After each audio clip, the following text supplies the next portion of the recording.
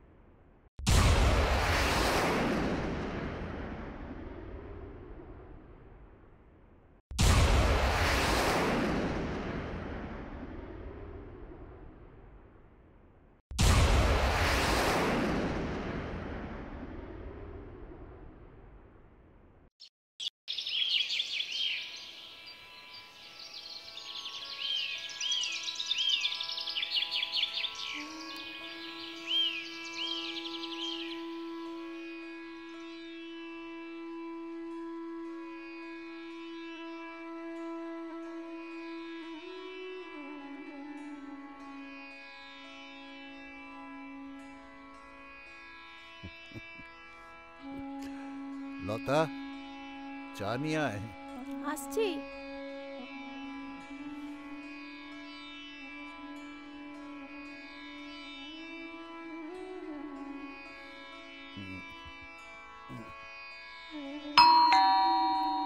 সাত সকালে আবার কে এলো? লতা দেখ তো রে।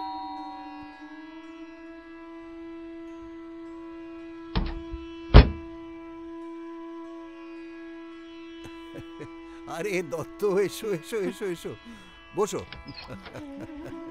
বলো, ফিরলে কবে? কাল রাতে। লতা, আর এক কাপ চা নিয়ে আনছি। তোমায় কেমন যেন একটু উস্কো খুস্কো লাগছে। কি ভ্রমণের ধকল, না রাতে ভালো করে ঘুম হয়নি? ঠিকই ধরেছ, কাল রাতে ভালো করে ঘুমোতে পারিনি। কেন? আসলে একটা অদ্ভুত ব্যাপার ঘটেছে।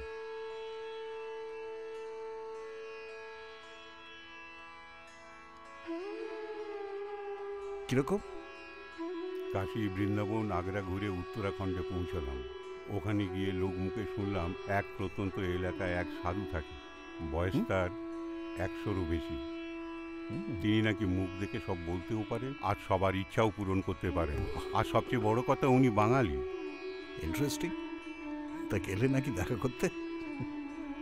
হ্যাঁ, কৌতূহল দমন করতে না পেরে একদিন গিয়ে হাজির হলাম। জনমানবহীন জঙ্গলে একাকী বসেছিলেন। গিয়ে প্রণাম করতেই বললেন, বল, কি চাই তোর? বাবা, আমি খুব কষ্টে আছি, কৃপা করুন আমায়। তোর অর্থের কি প্রয়োজন? একমাত্র মেয়ের ভালো বিয়ে দিয়েছিস, স্ত্রী গত হয়েছেন, ভালো পেনশন পাস, তোর অর্থের কি প্রয়োজন? এত টাকা কিসের দরকার? বাবা, আপনি তো সবই জানেন, আমার অনেক দেনা। ঘোড়ার পেছনে ছোটা বন্ধ কর। শোন, বেশি লোভ করবি না। লোভ থেকে আসে পাপ, পাপ ডেকে আনে মৃত্যুকে। জুয়া, রেস এসব বন্ধ কর। ভগবানের সেবায় মন দে, শান্তি পাবি। বাবা, আমি অনেক দূর থেকে এসেছি, আমাকে নিরাশ করবেন না। আপনি তো সবার ইচ্ছাই পূরণ করেন। ঠিক আছে, তোর ইচ্ছাও পূরণ হবে। এই বলটা নে। এই বলটা হাতে নিয়ে তোর ইচ্ছার কথা বলবি, পূরণ হবে। মারা মানুষ বাঁচানো ছাড়া তুই যা চাইবি তাই পাবি। তবে হ্যাঁ, শুধুমাত্র 3টি ইচ্ছে। কিন্তু আবারও বলছি, লোভ করবি না। নে।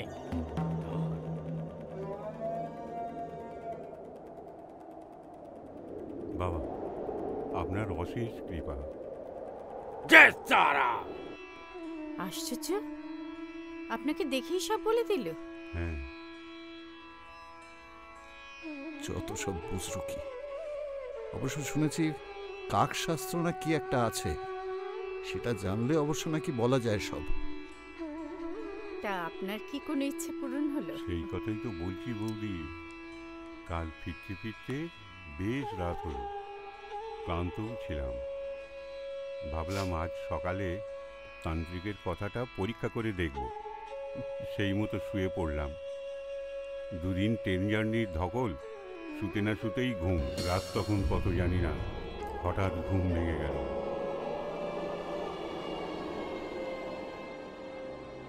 কেমন যেন অস্বস্তি হতে লাগলো। চোখ বন্ধ করে পাশ ফিরে শুলাম।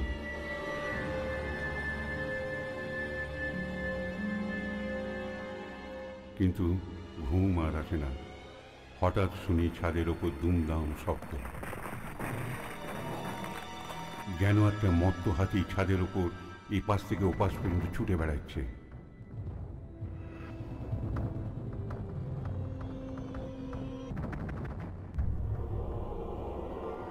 হঠাৎ দেখি দেয়ালে টাঙানো ঝোলাটা, যেটার মধ্যে সাধুর বলটা ছিল, পেন্ডুলামের মতো এদিক ওদিক দুলছে, আর সাধুর গলা ভেসে এলো। শোন শোন শোন, বেশি লোভ করবি না। লোভ থেকে আসে পাপ, পাপ পাপ পাপ ডেকে আনে মৃত্যুকে, মৃত্যুকে মৃত্যুকে মৃত্যুকে মৃত্যুকে। জয় মা দুর্গা, জয় মা দুর্গা, জয় মা দুর্গা, জয় মা দুর্গা, জয় মা দুর্গা, জয় মা দুর্গা, জয় মা দুর্গা। চোখ বন্ধ করে পাশ ফিরে শুয়ে পড়লাম। সকালে ঘুম থেকে উঠতেই বলটা নিয়ে বেরিয়ে পড়লাম সোজা গঙ্গায় বিসর্জন দেব বলে। কাজ নেই বাবা আমার ইচ্ছা পূরণ করে। পথে তোমার বাড়ির সামনে এসে মনে হলো তোমার সঙ্গে একবার দেখা করে সব বলে যাই। সেটা বেশ করেছো। দেখি দেখি বলটা। পকেটেই নিয়ে এসেছি। জঙ্গলমহলে ভয়াবহ ল্যান্ডমাইন বিস্ফোরণ। গতকাল রাতে জঙ্গলমহলে মাওবাদীদের পুঁতে রাখা ল্যান্ডমাইন বিস্ফোরণে টহলদারি পুলিশের একটি জিপ সম্পূর্ণরূপে ক্ষতিগ্রস্ত। দেখো দত্ত, আমি হচ্ছে খাঁটি কমিউনিস্ট। জঙ্গলমহলে মাওবাদীদের পুঁতে ভূত রাখা ভগবান ল্যান্ডমাইন এসব কিচ্ছু মানি না। টহলদারি পুলিশের একটি জিপ সম্পূর্ণভাবে ক্ষতিগ্রস্ত। তোমার অবশ্য আপত্তি না থাকলে এই বলটাকে আমি শোপিস হিসেবে রেখে দিতে চাই। হাবিবুর রহমান ও রাম সিংহ ঘটনাস্থলে প্রাণ হারান। কিন্তু ভেবে দেখো, অপর কনস্টেবল রামাপদ রায়কে আশঙ্কাজনক অবস্থায় আলবাত দ্রুত হাসপাতালে নিয়ে যাওয়া হয়। আমি বুজরুকি মানি না। গতকাল রাত 10টা নাগাদ এসআই রণজয় ব্যানার্জি নেতৃত্বে পুলিশ জঙ্গলে রুটিন তল্লাশি চালাতে যায়। সেই সময় মাওবাদীদের পাতা ল্যান্ডমাইনের উপর জিপের চাকা পড়ায় আপনি তো অনেকদিন বাদে এলেন এখানে। জিপটি উড়ে যায়। আজ কিন্তু লাঞ্চ করে যাবেন আমাদের বাড়িতে। আজ না বৌদি, অনেকদিন বাদে ফিরলাম তো, বেশ কয়েক জায়গায় যেতে হবে। কাল সকালে আবার বর্ধমানে বোনের বাড়ি গিয়ে কদিন থাকতে হবে। পরে একদিন হবে কোন। ঠিক আছে, তাহলে সকালে টিফিনটা করে যাও। আচ্ছা আচ্ছা ঠিক আছে। তা তোমার ছেলের খবর কি? ও এখন জঙ্গলমহলে পোস্টেড, পুলিশের এসআই। খুব শিগগিরই অবশ্য এখানে ট্রান্সফার হয়ে আসছে। এরপরে এখান থেকেই যাতায়াত করবে। তা এবার ছেলের বিয়ে দাও। হ্যাঁ, বিয়ে দেবো ভাবছি। পাত্রীর খোঁজ করছি তো। আপনার কোনো পাত্রীর সন্ধান থাকলে একটু বলুন না।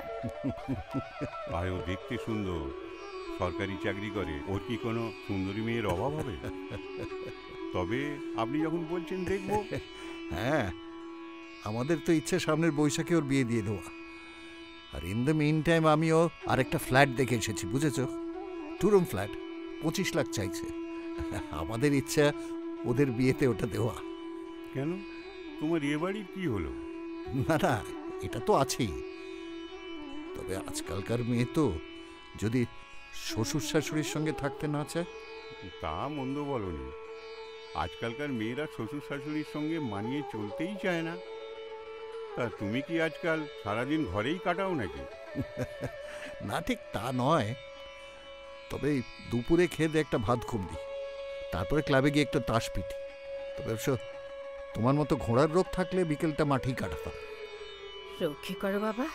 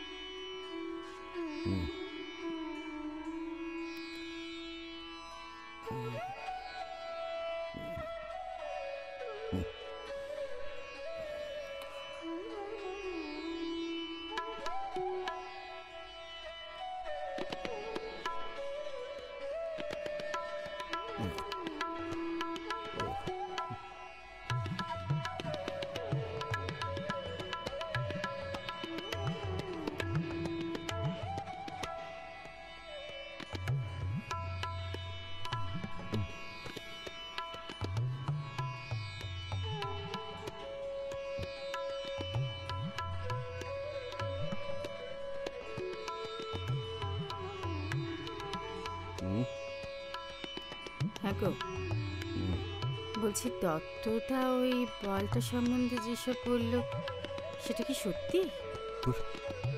ওসব আষাঢ়ে গল্প, আমি ওসব বিশ্বাস করি না। তুমি যদি চাও একবার পরীক্ষা করে দেখতে পারো। একবার দেখোই না। বলছো? ঠিক আছে, বলছো যখন একবার ট্রাই করি, দেখি না।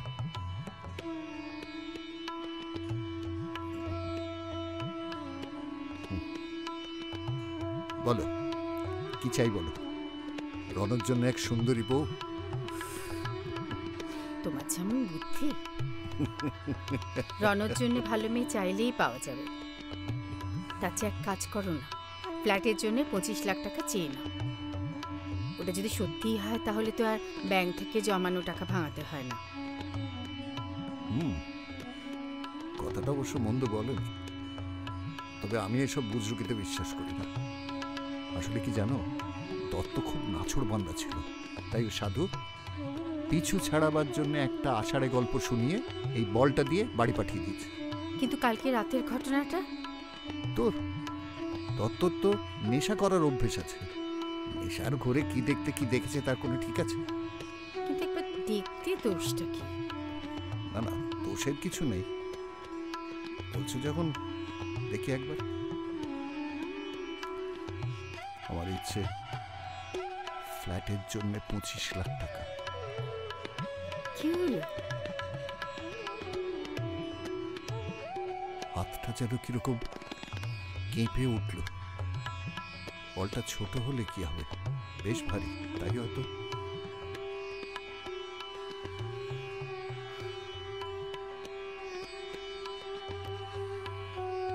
যাক, দেখো হয়তো রাতের বেলায় তোমার পালিশের তলায় 25 লাখ টাকা রেখে যাবে। তাহলে তো ভালোই।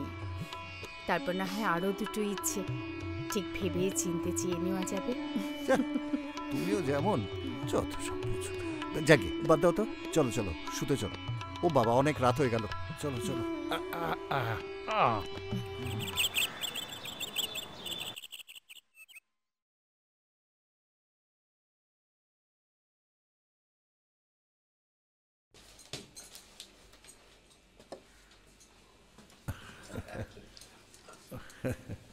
কই গো, তোমার 25 লাখ টাকা পেলে? তারপরে বিছানাপত্র সব উল্টে পাল্টে দেখেছো তো? ঠাট্টা করো না তো, আমি তোমায় বলেছিলাম যে পাওয়া যাবে টাকা। যাই বলার তাই বলো, সাধু না দত্তকে ভাঁওতা দিয়েছে, যত সব।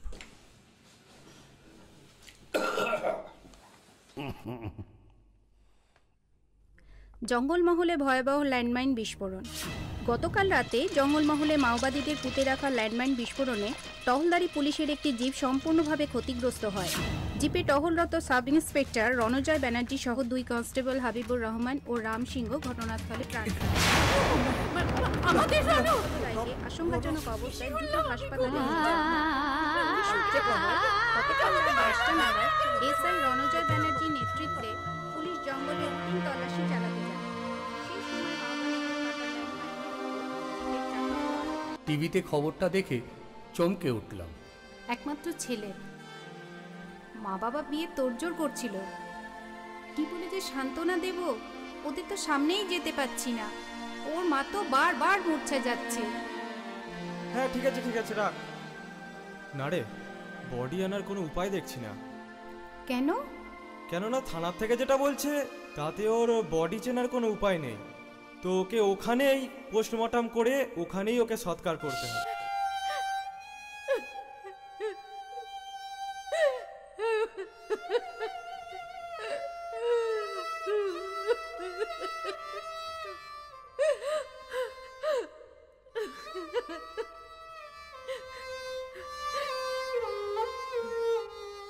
একটু শান্ত হন।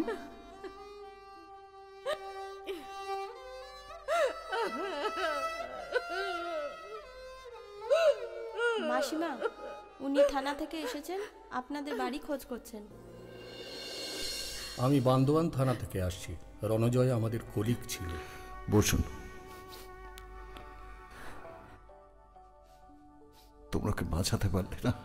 সরি মেসমশাই, কোনো সুযোগই পাওয়া যায়নি, পুরো জিপটাই উড়ে গিয়েছিল। ছেলেটাকে একবার শেষ তাকাও দেখতে পেলাম না। মাসিমা, সে দৃশ্য আপনারা সহ্য করতে পারতেন না। দেহ একেবারে ছিন্ন ভিন্ন হয়ে গিয়েছিল, তার উপর পুড়ে বিভৎস হয়ে গিয়েছিল।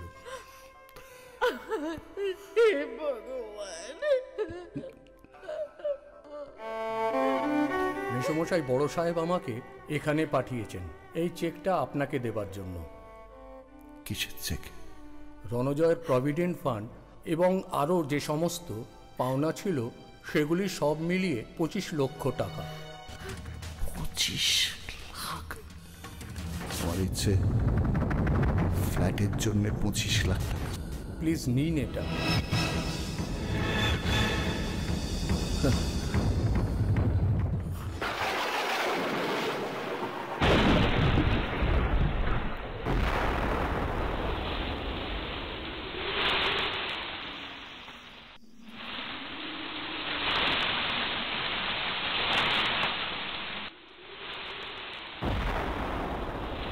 হ্যাঁ গো,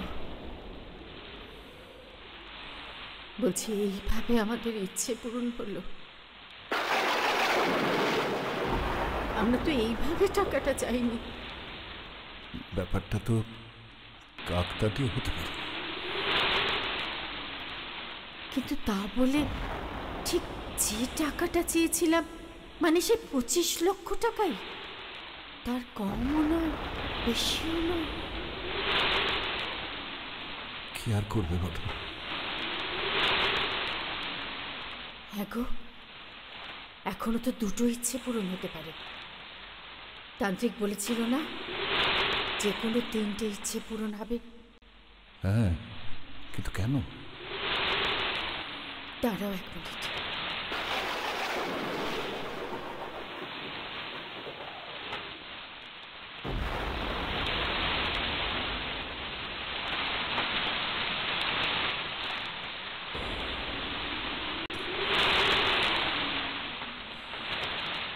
হ্যাঁ গো, আমি আমাদের রণকে একবার দেখতে চাই। তোমার কি মাথা খারাপ হয়ে গেছে গো? আমাদের রণ আর নেই, তুমি তাকে দেখবে কি করে? না, এই বল আমাদের ইচ্ছে পূরণ করবে। তান্ত্রিক বলেছিল না, মরা মানুষ বাঁচানো ছাড়া এই বল সব ইচ্ছে পূরণ করতে পারে। না, বলো বলো, আমাদের রণকে দেখাতে বলো, বলো, ধরো তুমি, বলো।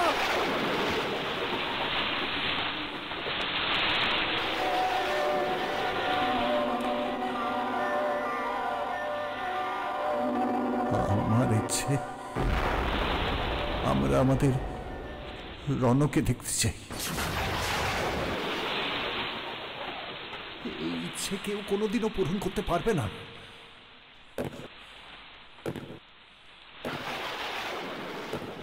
কার পায়ের শব্দ আসছে না?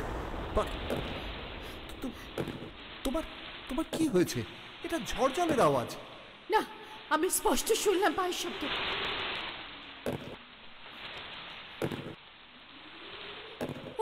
ওই শোনো, রণ আসছে।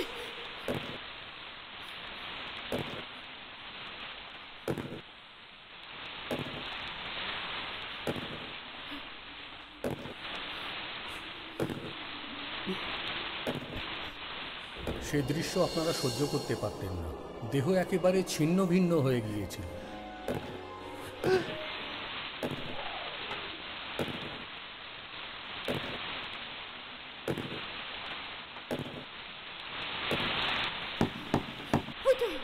রণ এসেছে, আমাদের রণ এসেছে। রণ, আমি আসছি রে, আমি আসছি। রণ,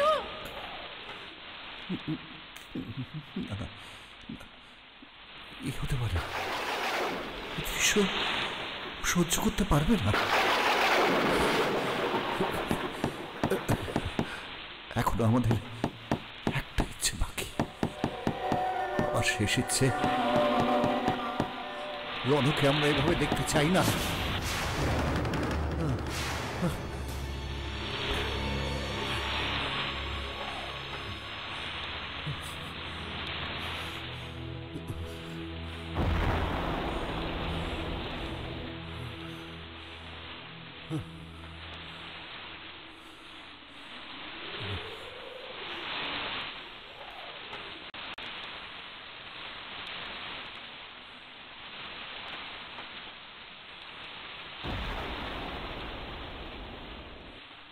না গো, কেউ নেই,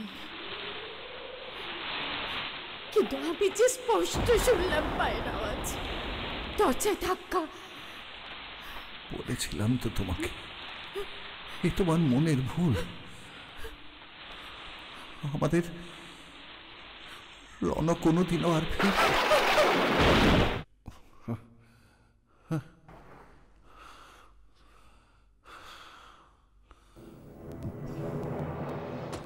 রণ,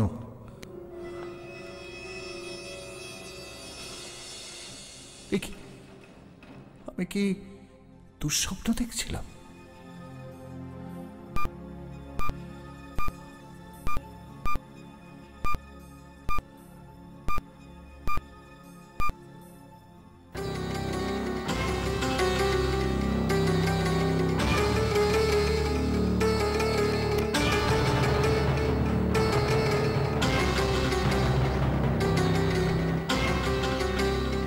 রণ, ফোনটা ধর।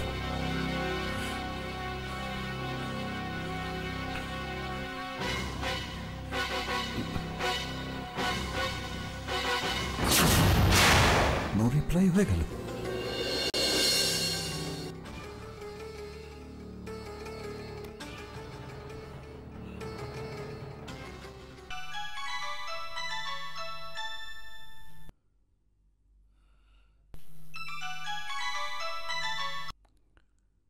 হ্যাঁ বাবা বলো। রণ, কেমন আছিস বাবা? ফোনটা ধরছিলি না কেন? হ্যাঁ বাবা ভালো আছি, অ্যাকচুয়ালি আমি একটু বাইরে ছিলাম তাই ফোনটা ধরতে পারিনি। আচ্ছা বাবা, তোমার গলাটা এরকম লাগছে কেন? শরীর কি তোমার খারাপ নাকি? না, আমি ঠিক আছি। তুই কবে আসছিস বলতো? এই তো রবিবারে যাব। আচ্ছা আচ্ছা, তোর ট্রান্সফারের ব্যাপারটাই বা কি হয়েছে? হয়ে যাবে, আজকালের মধ্যেই অর্ডারটা পেয়ে যাব। যাক বাবা, সাবধানে থাকিস, ভালো থাকিস বাবা। হ্যাঁ, আমি রাখছি তাহলে। ঠিক আছে।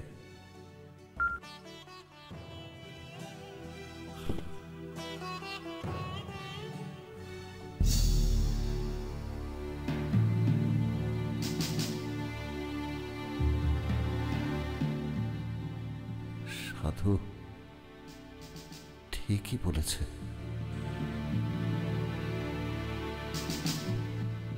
বলটা থাকলে